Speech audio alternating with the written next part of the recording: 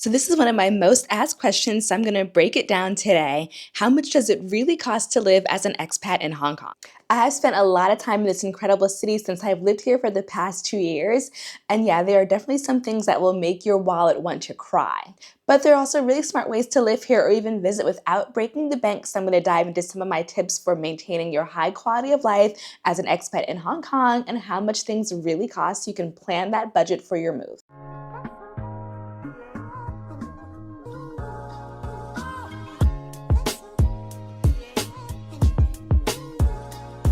So first up, the biggest expense is going to be rent. Hong Kong is one of the most expensive cities in the world, and that comes with astronomical rent prices for honestly not amazing apartments. You're probably looking at a minimum of around like 15,000 Hong Kong dollars a month, which is about like 2,000 US dollars a month.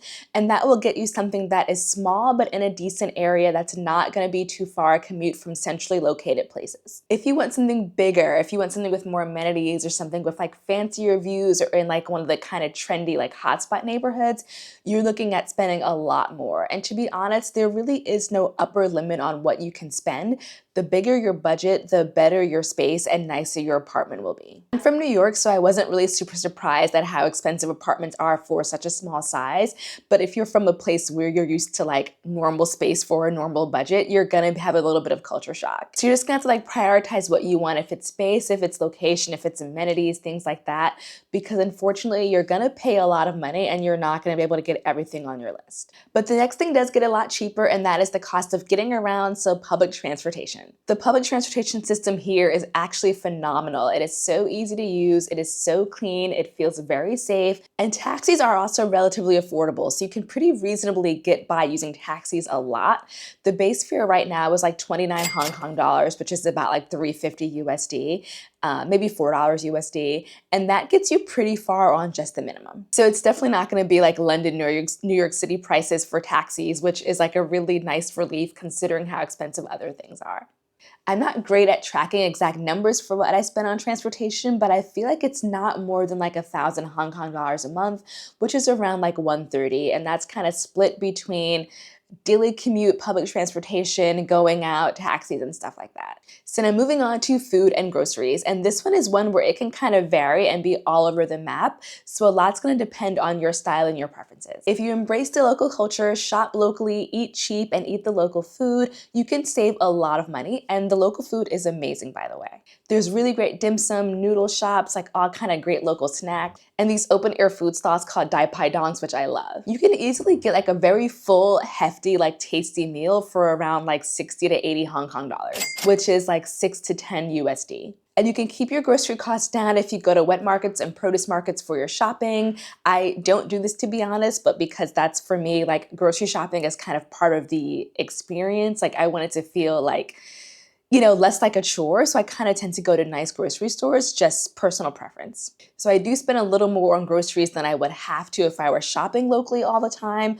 But that's just kind of like if I'm going to spend my time doing it, I want to enjoy the time I spend. And now let's talk about entertainment. So that can also be free and cheap, or it can be really expensive. My favorite free things are actually like one of Hong Kong's best secrets, which is all the nature.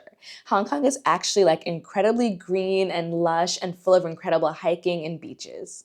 Most people think of it as just an urban jungle full of concrete and a really big bustling city, and some parts are like that, but once you get out to other parts, you'll be surprised at how beautiful it is and how close to nature you really are. So you can very easily fill your weekends with free activities like hiking, beaches, exploring cute little fisherman towns, hopping on a cheap ferry and going to different islands and things like that. But you can also do things like see shows and do fine dining and go to fancy art galleries and things like that, which, well, I guess art galleries are free, but you get my point. Like you can kind of choose where you spend your money on entertainment, and there is just like no shortage of options either way. Okay, so now let's look at fitness, because I'm a big workout girly. If you're into studio classes like Pilates, spinning, all that kind of stuff, those are pretty comparable to like New York, LA, like big city in the US prices. A single drop-in class at some studios I go to are between like 250 to 350 Hong Kong dollars, which is like 30 to 45 USD.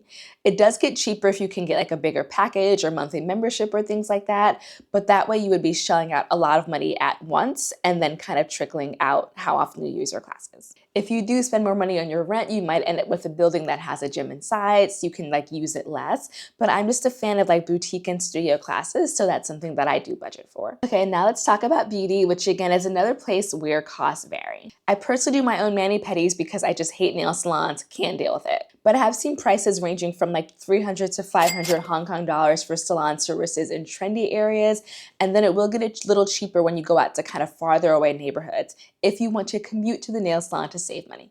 Salon services and kind of like more of the high-end salons are also very comparable to US prices. So we're talking like 300 or 400 US dollars for like cuts and color and things like that.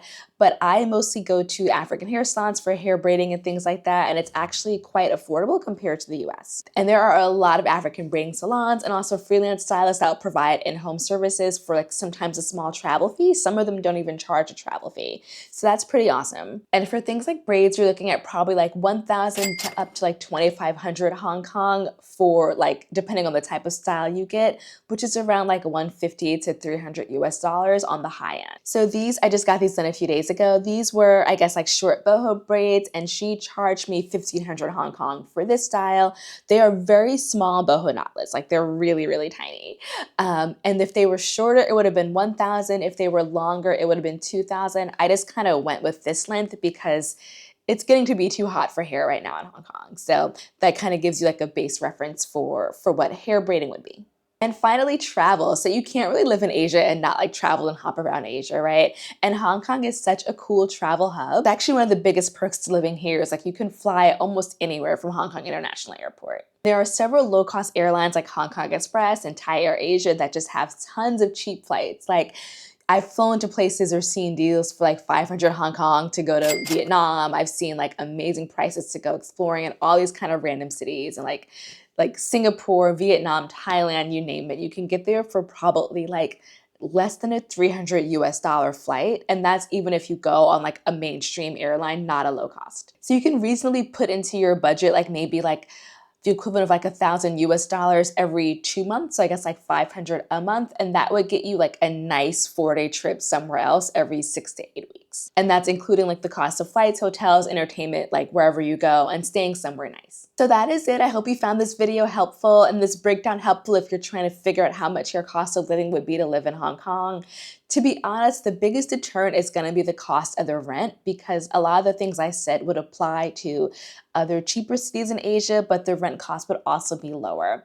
So if you're someone who's coming in like as a digital nomad and you're kind of maybe on a less comfortable, less stable income, this might not be the best place for you to consider just because of how expensive the cost of living is, especially the housing. But if you like this video and you want to learn more honest truths about travel and living abroad, please go ahead and hit that subscribe button. I have been living in 3 different countries. I've lived in the Middle East, I've lived in Europe, and now I live in Asia.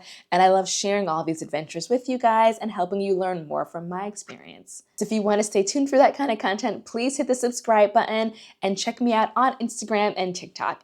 I'm really trying to grow this channel to 6,000 followers and I am almost there. So please, please, please help me out with that. And I will catch you in the next video.